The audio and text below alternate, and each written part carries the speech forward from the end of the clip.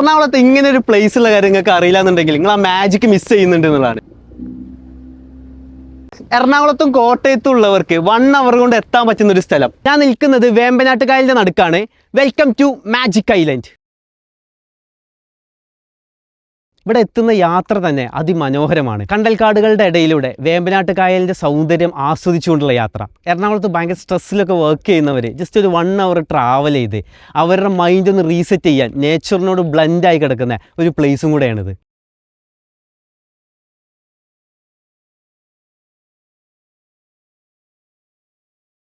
ഭയങ്കര അടിപൊളിയാണ് ബോട്ടിൽ വേമ്പനാട്ട് കായലിൻ്റെ നടുക്ക് കൂടെ ഇങ്ങനെ ഓടിച്ചിട്ട് പോകാനായിട്ട്. രണ്ടുപേരും ഇതേ കയാക്കിങ്ങിൽ ഇങ്ങനെ വരുന്നുണ്ട് നമ്മളെ കൂടെ. ഇവർക്ക് ബോട്ടിങ് മാത്രമല്ല കേട്ടോ, കയാക്കിങ്ങും ഉണ്ട്.